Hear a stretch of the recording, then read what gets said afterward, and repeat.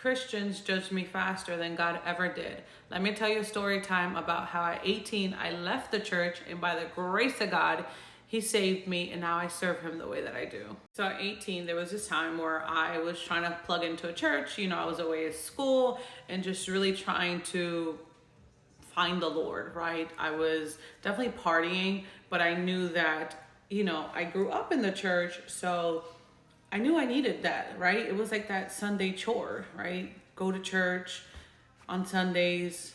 Anyways, so there was this woman who kind of knew about my partying life, right? She knew that I was out in them streets. And there was this other girl, her and I started talking to each other, like kind of like we were part of the youth group, whatever. Anyways, this woman told this girl, mira, esa no salga con esa because esa media loquita. You see that girl right there? Don't hang out with her because she's a little crazy. She be out in them streets. I found this out, right? So the way that I found out this information was because the girl ended up telling me.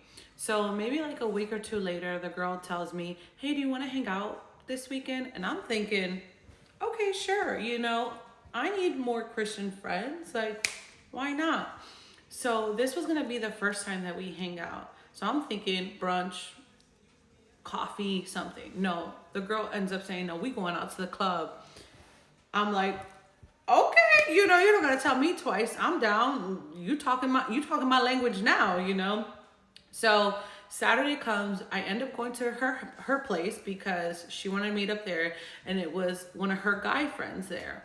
So it was us three. We drive together. We go to the club, and when I tell you, this girl got toe up from the flow up.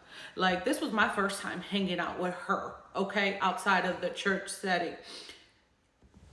She was the saint, right? She was the leader of the group. She was the one that all of them looked up to. And when I tell you, I was like, whoa, what is going on here, you know?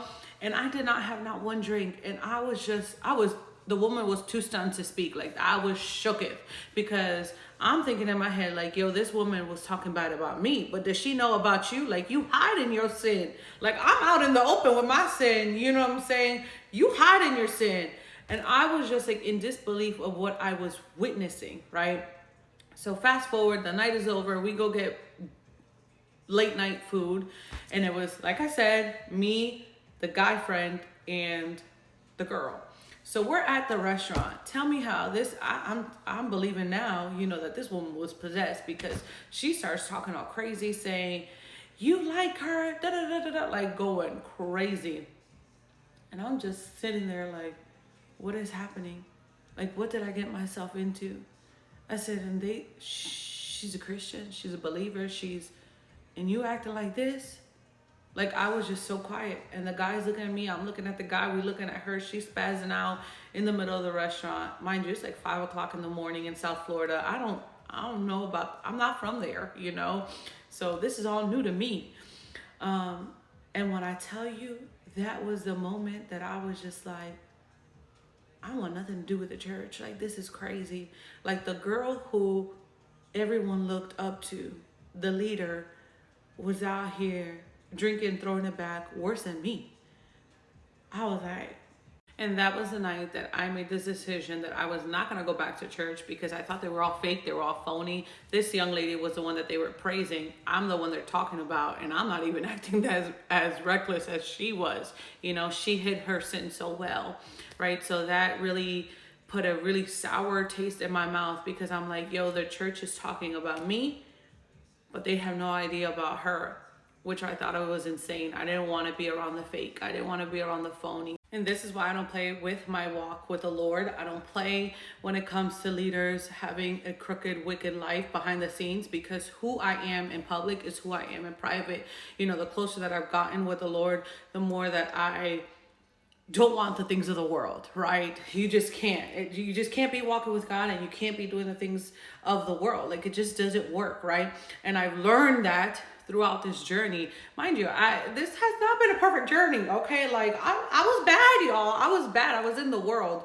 And again, the closer I got with God, the less I wanted things of the world. the closer I got with God, the more I repented, because I was like, God, I'm sorry.